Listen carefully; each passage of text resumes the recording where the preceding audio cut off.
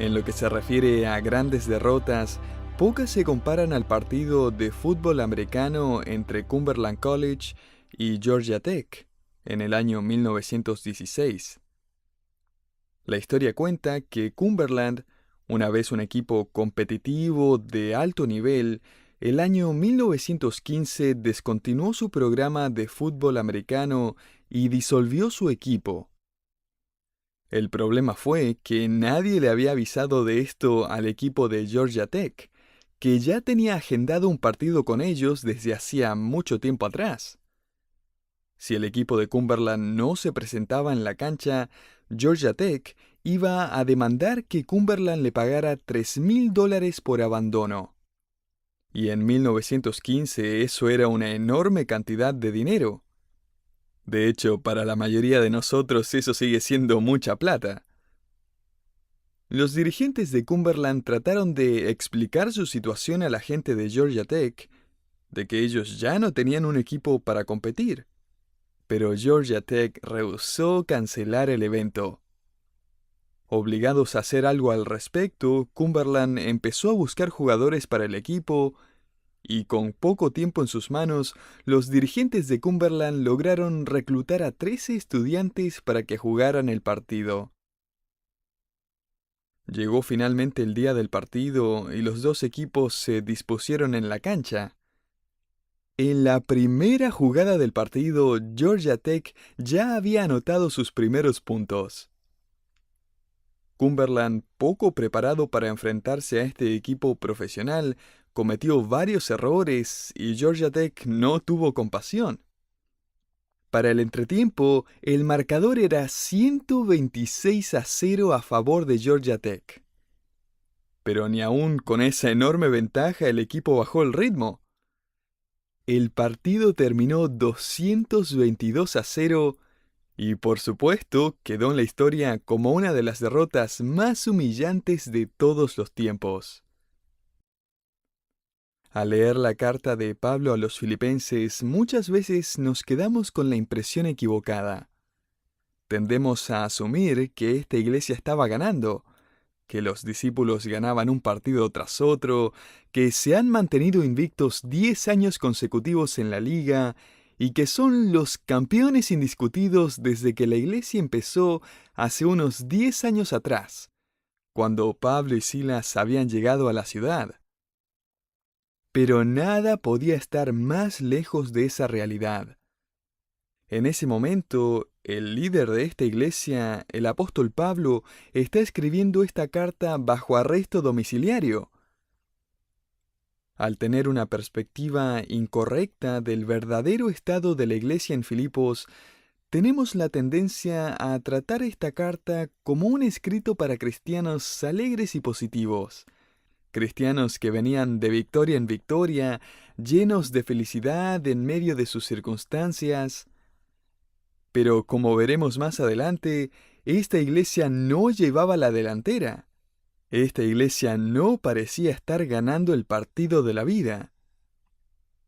Y es por eso que Pablo en esta carta llama a armarse espiritualmente, a seguir creciendo como iglesia, resueltos a permanecer firmes por el Evangelio de Cristo en medio de una cultura que siempre tendrá los mejores jugadores y tendrá muchos más aficionados y se enorgullece de tener los estadios más grandes y costosos.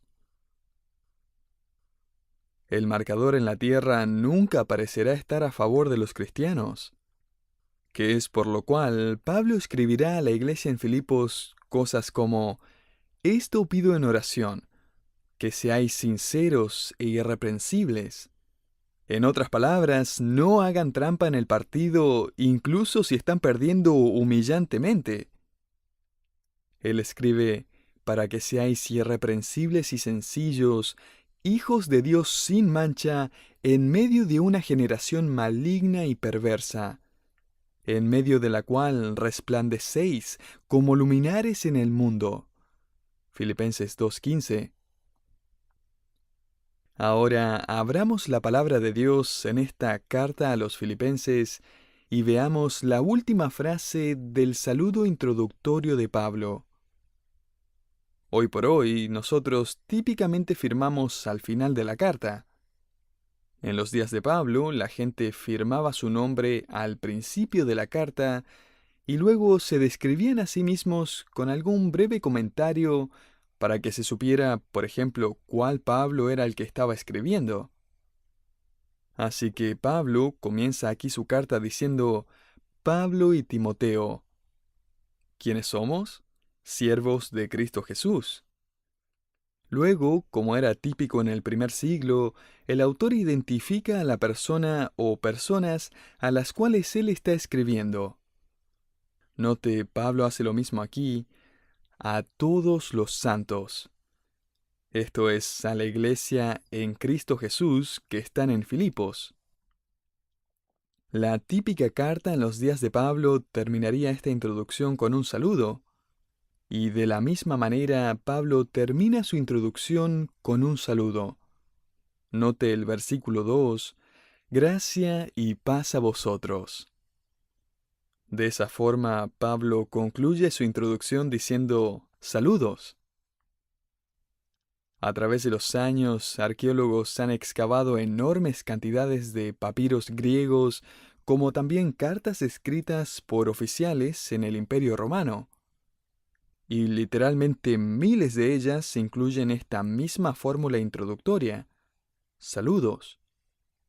Por ejemplo, el emperador romano Claudio hizo lo mismo para comenzar su carta cuando escribió a la ciudad de Alejandría en el primer siglo.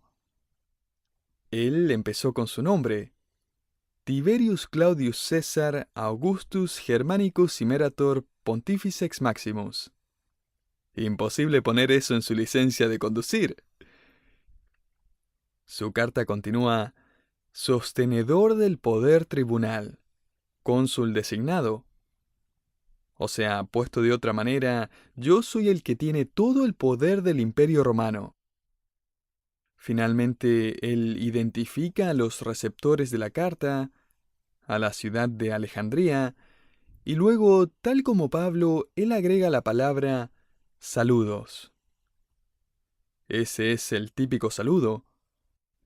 Pero aquí hay una diferencia crítica. Pablo está interesado en escribir más que un simple saludo. Así que en vez de usar la típica palabra que es traducida saludos o les mando saludos, Pablo usa el sustantivo caris. Él no escribe el típico hola a todos, él escribe gracia a vosotros. Y como verá, Pablo va a transformar el típico saludo gentil y lo va a llenar con el significado del Evangelio. Gracia es más que un cliché para Pablo. Gracia, como Pablo la definirá, es el favor inmerecido de parte de Dios. Gracia es el origen de nuestra salvación, porque por gracia sois salvos. Efesios 2:8. Gracia es la fuente del crecimiento espiritual. Por la gracia de Dios soy lo que soy. Pablo escribió en 1 Corintios 15:10. Gracia es la base de nuestro servicio. Efesios 3:8. Pablo allí escribe: me fue dada esta gracia de anunciar entre los gentiles el Evangelio. Gracia es la fuente de fortaleza que nunca se acaba, porque su gracia es suficiente para mí. 2 Corintios 12:9. Sam Gordon escribe en su comentario bíblico: la gracia nos da lo que no merecemos y lo que nunca podríamos pagar. La gracia se inclina hacia donde tú te encuentras. Gracia es todo por nada, para aquellos que no merecen nada. Y Pablo lo entendía, y quiere que los filipenses al principio de su carta sean recordados de que todo lo que tienen y viven es por la gracia de Dios. Es por eso que él no empieza diciendo simplemente hola. Él dice gracia, para recordarles que ellos pertenecen a Cristo y ahora están sirviendo juntos por la gracia de Dios. Permítame contarle el testimonio de un hombre en particular cuyo nombre eventualmente quedó ligado a las palabras sublime gracia. John Newton había sido criado en un hogar cristiano en Inglaterra, pero tristemente quedó huérfano a la edad de 6 años y fue trasladado para vivir con familiares no creyentes. En ese hogar, el cristianismo era objeto de burla y John Newton era acosado por seguir la fe de su madre. Finalmente, para escapar las terribles condiciones de su hogar de acogida, Newton se escapó. Él llegó al patio de la Marina Británica y allí se convirtió en aprendiz de marinero. Él sirvió en la Marina por un tiempo, pero su creciente rebelión y borrachera lo metió en serios problemas, así que huyó nuevamente. Newton se salió de la Marina y escapó a África con un vendedor de esclavos, y en su propia biografía él aclaró la razón por la cual escapó a África. Él escribió: «Me fui para pecar hasta hastiarme». Eventualmente, Newton trabajó para un vendedor portugués de esclavos, quien le prometió mucho dinero. Pero sin embargo, él terminó siendo tratado casi tan cruelmente como los mismos esclavos, forzado a trabajar en la plantación de este hombre para, como él mismo lo describió, comer del polvoriento suelo como un perro. Así que escapó una vez más y llegó a la costa, donde él empezó a hacer señales con fuego para llamar la atención de los barcos. Lo recogió un barco que estaba yendo a su ciudad natal de Inglaterra. El capitán de ese barco estaba decepcionado de que Newton no tuviera marfil para vender, pero gracias a que el joven tenía cierto conocimiento en navegación, él terminó trabajando de ayudante en el barco. Esa situación no duró mucho gracias al amor de Newton por el licor. Un día, él se metió en el suministro de ron en el barco, lo distribuyó a la tripulación y toda la tripulación se emborrachó con él. En esa ocasión, Newton cayó al mar y casi se murió ahogado. Cerca del final del viaje, cuando ya estaban cerca de Escocia, el barco de Newton fue golpeado por fuertes vientos. El barco se salió de su curso y le empezó a entrar agua. A Newton lo enviaron a donde se encontraba la ruptura de la nave para operar la bomba de agua. Él estaba aterrado, seguro que iba a morir ahogado. Por varios días Newton operó esa bomba y mientras trabajaba cayó bajo la convicción del Espíritu Santo.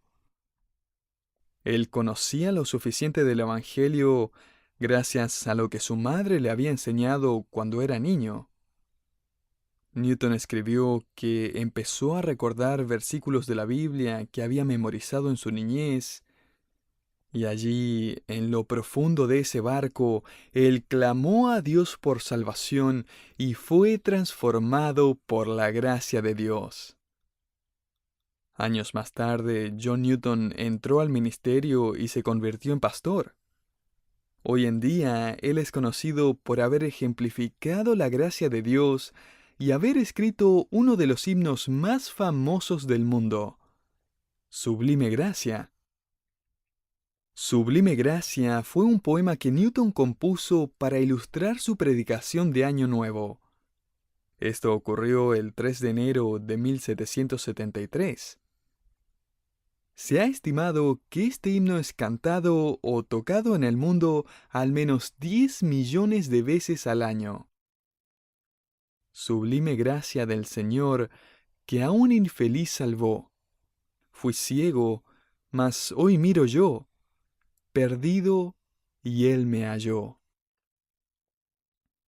La verdad es que todos nosotros estamos íntimamente e indivisiblemente ligados a la gracia de Dios. Todo cristiano ha sido redimido. Estábamos perdidos y ciegos espiritualmente, pero ahora hemos sido encontrados por Cristo y hemos recibido nuestra vista espiritual. Pablo hace algo más aquí. Él no solo empieza con una variación del típico saludo gentil, él también empieza con el típico saludo judío. Gracia y paz a vosotros. El concepto de paz se había convertido en un concepto del cual el Imperio Romano se sentía orgulloso, como si ellos lo hubieran inventado. Desde el año 30 a.C. hasta el 250 después de Cristo, Roma pudo alardear de que sus emperadores eran los salvadores del mundo y que ellos, los descendientes de los dioses, como se hacían llamar, habían traído la paz a la tierra. 6 años antes de que Pablo escribiera esta carta, el político romano Séneca había inventado el concepto de Pax Romana, lo cual era la frase oficial en latín para paz romana. Pero la paz romana había venido a un precio bastante alto para aquellos que supuestamente la disfrutaban. Opresión política, medidas severas contra la libertad religiosa, altos impuestos y esclavitud eran todo parte de la versión romana de paz. Y la gente pagaba por ello. Pero el Evangelio, la paz que viene de Jesucristo, viene al precio de Jesucristo. No viene a través del sacrificio del pueblo, viene como resultado del sacrificio de Cristo. Él es el único que murió. Él es el único que pagó el precio. Su gracia pagó por nuestra paz. El orden de las palabras en este versículo no es al azar. Primero está la gracia de Dios y luego está la paz de Dios. Lo que es otra forma de decir sutilmente a los filipenses, las personas no experimentan paz satisfactoria a menos de que hayan recibido la gracia salvadora de Cristo. Uno no paga por ello, uno no puede ganarse la paz. Cristo ya se encargó de obtenerla. James Montgomery Boyce escribió que no fue coincidencia que las primeras palabras de Jesucristo a sus discípulos, después de resucitar y reunirse con ellos en el aposento alto, fueron «paz a vosotros». Juan 20:19. La palabra que fue usada por Jesús proviene de una palabra usada en la batalla de Maratón, que había ocurrido ya cientos de años atrás. La batalla de Maratón fue la batalla decisiva en la cual Grecia destruyó a los persas. Feidípides, un mensajero, arrojó su escudo y corrió hacia Atenas para entregar las buenas noticias de la victoria. Él entró en el Acrópolis, donde los ciudadanos se habían reunido en temor y anticipación por el resultado de la batalla, y el mensajero gritó «¡Paz!». Conlleva un sentimiento de regocijo, porque la paz había sido conseguida a través de una gran victoria. Incluso podríamos parafrasear esta palabra como «¡Alégrense! ¡Hemos conquistado!». La paz ha sido ganada. Así que aquí se encuentran los discípulos, amontonados en el aposento alto. Juan escribe que ellos habían cerrado la puerta por miedo a los líderes judíos, y si estuviera viendo el marcador del partido, se vería algo como el mundo 222, los discípulos 0. No había un solo hombre en esa habitación dispuesto a tomar el balón y correr con él. El juego había terminado. Y Jesús aparece de pronto en el medio de la habitación. Y déjeme decirle, querido oyente, que en el momento de mayor desesperación y fracaso, sin importar si las puertas de su vida están cerradas para los demás, nadie puede impedir que Cristo entre y traiga paz. Sin que la puerta se abriera, Él de pronto aparece y dice su famosa frase: «Pueden empezar a regocijarse porque acabo de ganar la victoria. Paz a vosotros, la paz es ahora suya». La obra en la cruz ha terminado y ha traído paz. Efesios 2:14 y Romanos 5:1. El evangelio que cada creyente debe comunicar a este mundo no es un evangelio de, uy, sinceramente espero que esto funcione y salgamos vivos de esta. No, es el evangelio de paz. Romanos 10:15. Así que alégrese, Jesucristo ha vencido. Así que cuando Pablo usa esta palabra, modificando el típico saludo judío de Shalom con esta palabra, él quiere recordarles que incluso, aunque ellos estaban en medio del imperio romano, Dios los tiene allí y los cuidará allí y los usará allí para su gloria. Y Pablo está también enfatizando la idea de que nosotros no podemos crear paz duradera. No podemos producir gracia genuina. Podemos solamente recibirlas como regalos. Note el versículo 2 una vez más. Gracia y paz a vosotros. ¿De dónde? De Dios nuestro Padre y del Señor Jesucristo. Querido oyente, solo aquellos que conocen a Dios como su Padre pueden tener gracia y paz duradera. ¿Y cómo se puede conocer a Dios como Padre? Juan escribe, mas a todos los que le recibieron, hablando de Jesucristo, a los que creen en su nombre, les dio potestad de ser hechos hijos de Dios. Juan 1:12. Crea en el Señor Jesucristo como su Salvador, y Dios el Padre se convertirá en su Padre, y usted se convertirá en su Hijo. Estos regalos de gracia y paz son dados a aquellos que pueden llamar a Dios Padre, pero note también, estos regalos son dados a aquellos que llaman a Jesucristo Señor. Y creo que en este contexto, dado al hecho de que el emperador decía ser ambos Señor y Salvador del mundo, el dador de gracia y paz, Pablo está sugiriendo nada menos que traición. Solo Jesucristo puede ser su Señor.